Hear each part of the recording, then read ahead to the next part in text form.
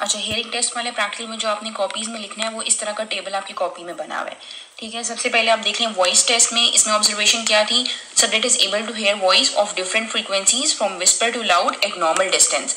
हमने normal distance पर loud भी बोल के देखा था, उसके बाद विस्पर भी किया था, उनको दोनों तरह सुनाई दे रहा था, तो subject is able to hair.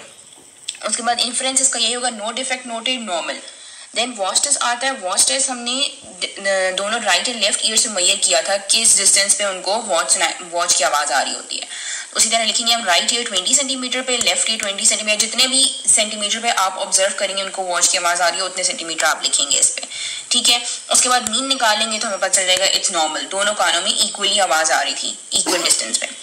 Then आता है रेनीज टेस्ट। रेनीज टेस्ट में ऑब्जर्वेशन क्या आएगी आपकी कि air conduction is more than bone conduction, जो कि नॉर्मल होता है।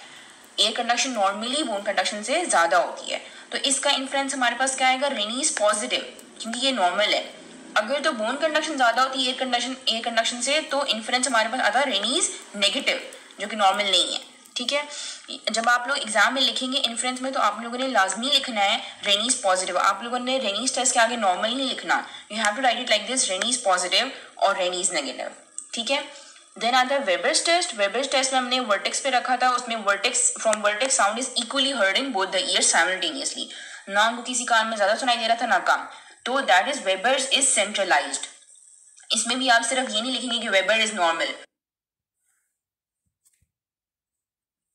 इस टेस्ट में हमने वर्टेक्स पे रखा था, उसमें vertex sound is equally heard in both the year simultaneously, ना उनको किसी कान में ज्यादा सुनाई दे रहा था ना कम, तो that is Weber's is centralised.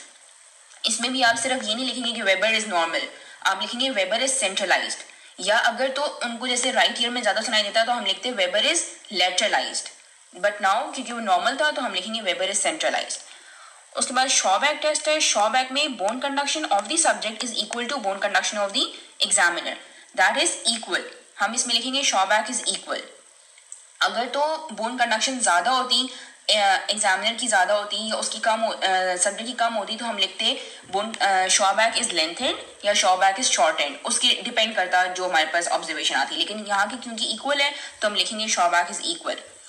Then is the absolute bone conduction test. इसमें bone conduction of the subject is equal to standard value और ड्यूरेशन, मैंने बताया था नॉर्मल 15 सेकंड्स होती है, when external alternatives is close of the testing ear, सिर्फ इसमें testing year हम क्लोज कर रहे थे। तो इसका इन्फ्लुएंस क्या था, 15 सेकंड थ्रू बोन कंडक्शन, दोनों राइट में भी लेफ्ट में भी 15 सेकंड्स थ्रू बोन कंडक्शन, इसमें आपने सेकंड्स मेंशन करना है। तो इन सबके इन्फ्लुएंस इंपॉर्टेंट हैं, सबके अलग अलग हैं, आप हर जगह नॉर्मल ही लिखेंगे।